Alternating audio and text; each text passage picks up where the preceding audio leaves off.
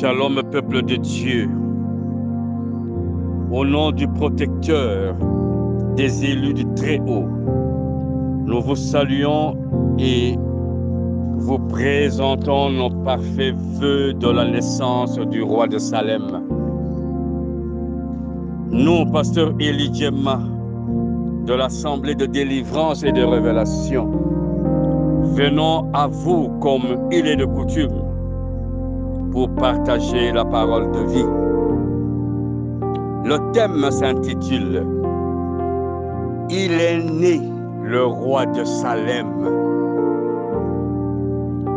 Il est né ce roi glorieux, le roi de Salem.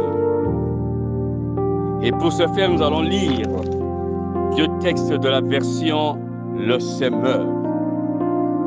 Matthieu chapitre 1er verset 21. Il est écrit: Elle donnera naissance à un fils. Tu l'appelleras Jésus. C'est lui, en effet, qui sauvera son peuple de ce péché. Parole du Seigneur. Un deuxième texte, c'est dans l'évangile de Luc chapitre 1er verset 28 à 33. Il est écrit: L'ange entra chez elle et lui dit: Réjouis-toi, toi à qui Dieu a accordé sa faveur. Le Seigneur est avec toi. Marie fut profondément troublée par ces paroles. Elle se demandait ce que signifiait cette salutation.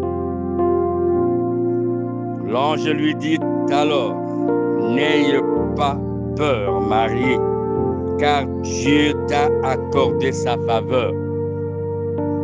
Voici bientôt, tu seras enceinte et tu mettras au monde un fils.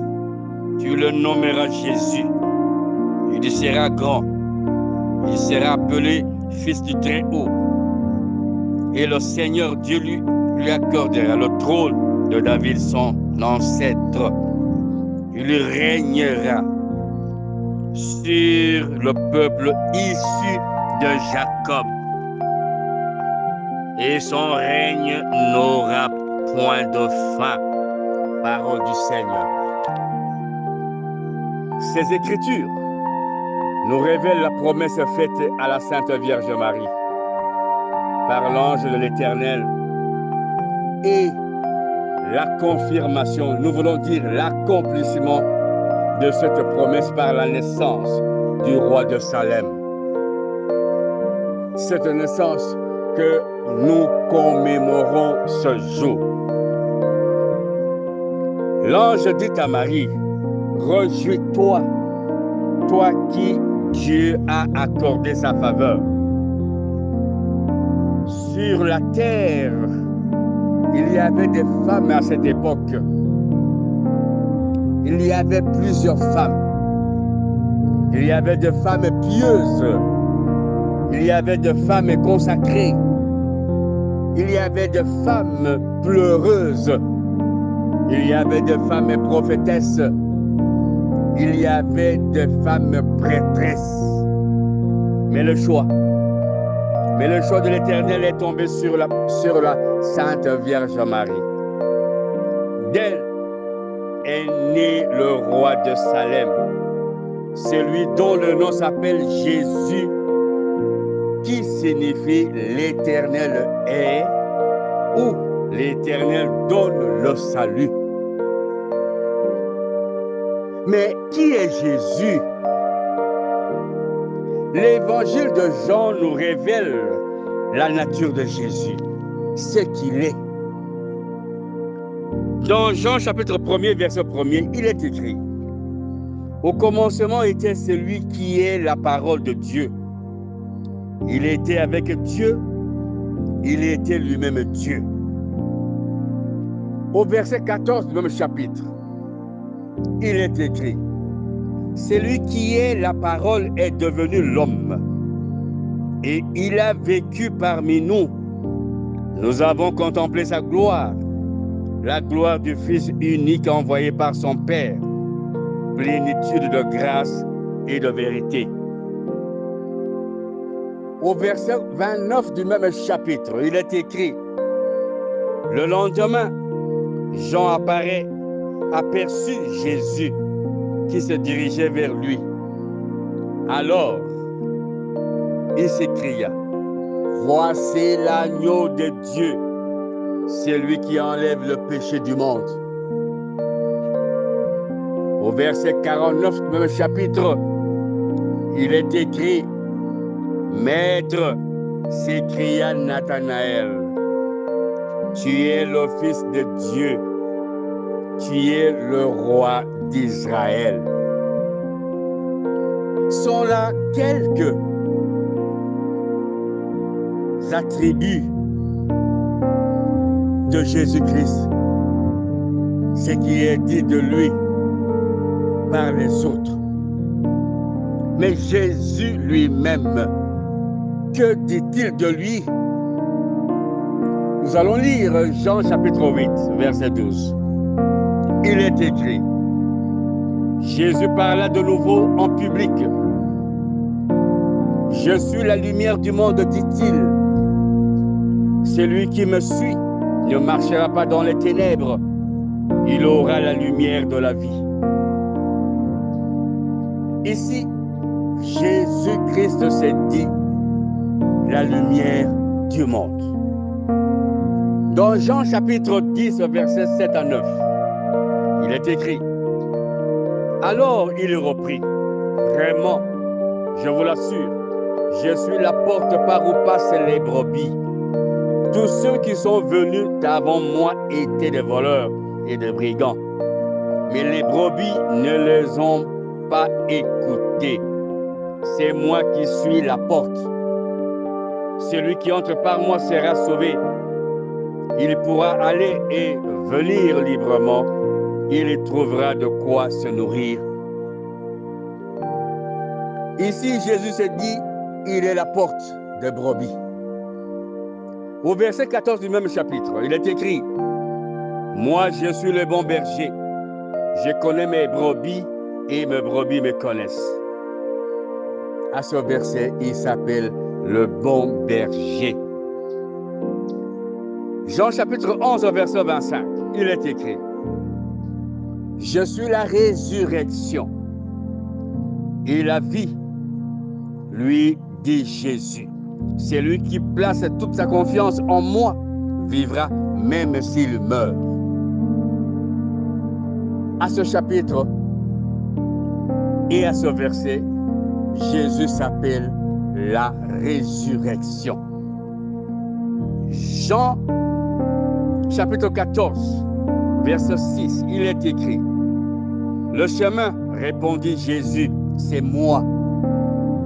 Parce que je suis la vérité et la vie. Personne ne va au Père sans passer par moi.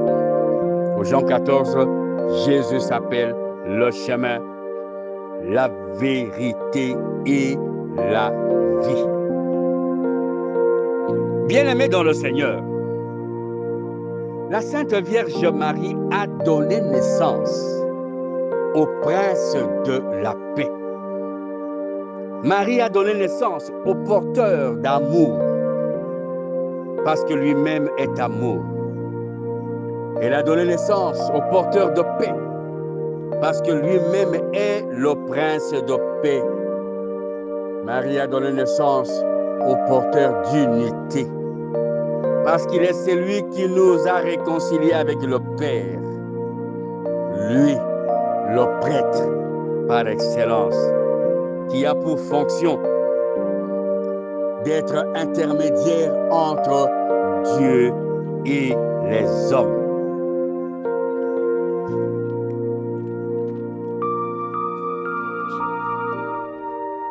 À part la Sainte Vierge Marie, il y a une autre femme appelée Élisabeth. D'elle naquit un précurseur du roi de Salem. Nous allons lire alors Luc chapitre 1er, de versets 13 à 14,16. Il est écrit: Mais l'ange lui dit, n'aie pas peur, Zacharie, car Dieu a entendu ta prière. Ta femme Élisabeth te donnera un fils. Tu l'appelleras Jean. Il sera pour toi le sujet d'une grande joie, et beaucoup de gens se réjouiront de sa naissance. Verset 16.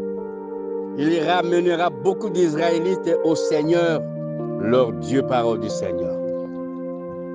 Luc chapitre 1er du verset 78 à 79. Il est écrit: Car notre Dieu est plein de compassion et de bonté. Et c'est pourquoi l'astre levant viendra pour nous d'en haut, pour éclairer tous ceux qui habitent dans les ténèbres et l'ombre de la mort, et pour guider nos pas sur la voie de la paix.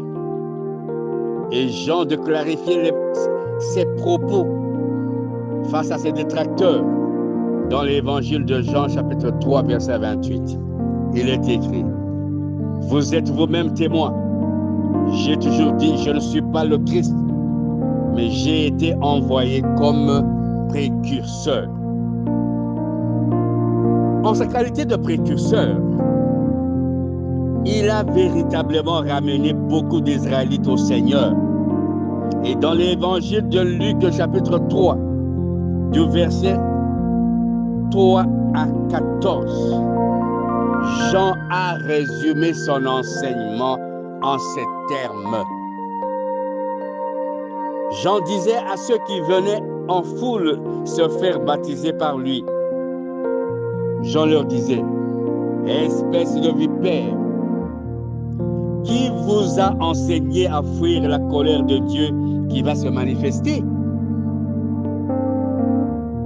Jean pouvait encore dire: Montrez par vos actes que vous avez changé. Jean continuait à enseigner en disant: Si quelqu'un a 2 chemises, qu'il en donne une à celui qui n'en a pas. Jean s'adressait aux collecteurs d'impôts de ne rien exiger de plus que ce qui a été fixé.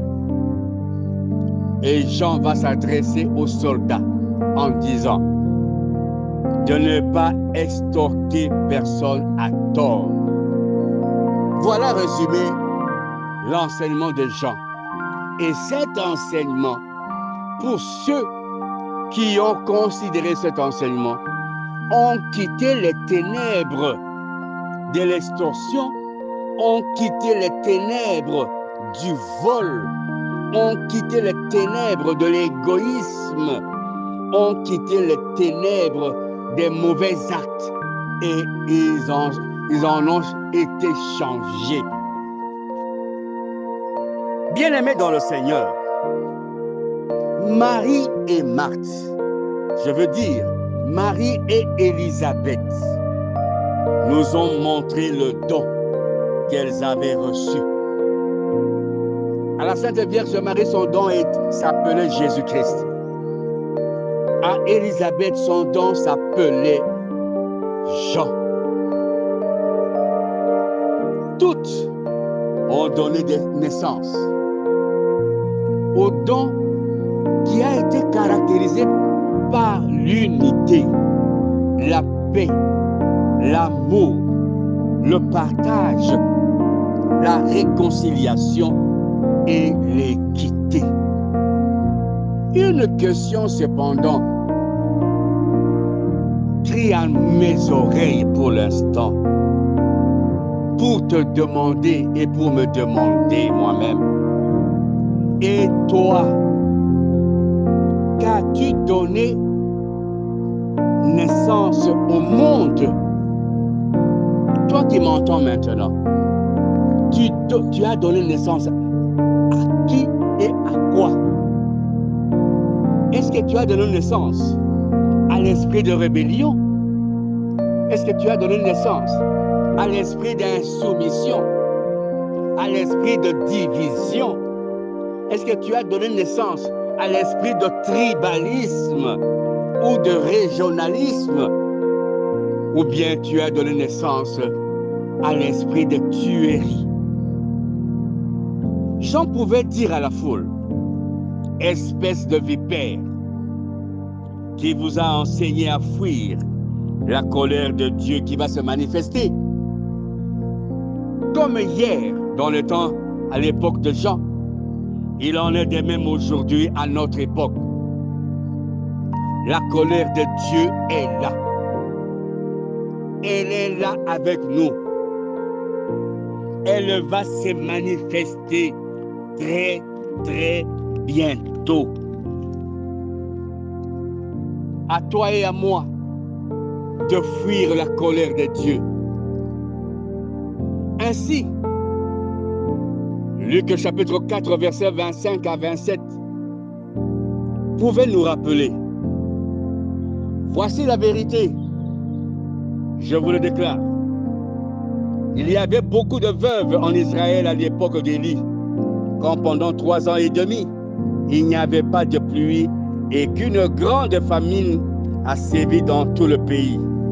Or, Élie n'a été envoyé vers aucune d'entre elles, mais vers une veuve qui vivait à Sérepta, dans le pays de Sidon. Il y avait aussi beaucoup de lépreux en Israël au temps du prophète Élisée. Et pourtant, aucun d'eux n'a été guéri, sinon le Syrien Naaman, qui l'a été parole du Seigneur. Beaucoup de femmes donnent naissance à des enfants. Beaucoup de personnes aujourd'hui traversent des moments difficiles dans la vie. Beaucoup de personnes sont malades et attendent sans espoir leur guérison. Beaucoup de foyers vivent de cauchemars dû à de divers problèmes insolubles. Aujourd'hui, je t'annonce que par la naissance de ce grand prêtre, tu seras nourri par la veuve de Sérepta. Tu seras guéri comme le seul Syrien Naaman. Tu recevras la paix parce que tu reçois et tu crois à la naissance du roi de Salem dans ta vie, dans ton foyer, dans ton travail, dans ton ministère. Bien-aimé dans le Seigneur, il est vrai qu'il y a des mères qui ont donné ou qui continuent à donner à cet instant naissance à des enfants, à d'autres et donnent naissance à des Judas. D'autres donnent naissance à des traîtres, à des enfants traîtres, à des enfants hypocrites, à des enfants sournois, à des enfants attiseurs de feu, à des enfants tueurs, à des enfants qui égorgent les autres. Acte chapitre 1er du verset 17 à 18 de dire: cet homme était l'un des nôtres et il en a sa part dans le service qui nous avait été confié. Avec cet argent qu'il a reçu en paiement de son crime, il a acheté un champ. Il y est tombé la tête de la première. Il s'est éventré et ses intestins se sont répandus sur le sol. Parole du Seigneur. Halte à répandre le sang. Halte aux actes et comportements qui plébiscitent la violence, l'exclusion, la division. Ces actes sont contraires au message de paix qui nous est apporté par Jésus-Christ de Nazareth, que nous célébrons, que nous vénérons ce jour. 1 Corinthiens chapitre 13, de versets 4 à 5, de dire: l'amour est patient, Il est plein de bonté. L'amour, il n'est pas envieux. Il ne cherche pas à se faire valoir. Il ne s'enfle pas d'orgueil. Il ne fait rien d'inconvénient. Il ne cherche pas son propre intérêt. Il ne s'aigrit pas contre les autres. Il ne trame pas le mal. Paul, esclave du Seigneur, nous invite à cultiver la paix et à vivre l'amour parfait entre nous, malgré la différence de nos opinions, malgré la différence de nos convictions politiques ou religieuses, malgré la différence de nos provinces d'origine. Jésus-Christ, roi de Salem, est né pour toi et pour moi. Marchons, recevons-le dans nos cœurs afin que nous soyons transformés, afin que nous vivions le véritable changement, la véritable paix. Maranatha, Pasteur Eli Djema, ouvrier de la 11e heure. Pour tout contact éventuel, plus 243 89 18 78 834. Ou vous pouvez nous joindre dans notre chaîne YouTube en écrivant Assemblée de délivrance et de révélation. C'est à quoi nous vous invitons à vous abonner et à cliquer sur la cloche de notification.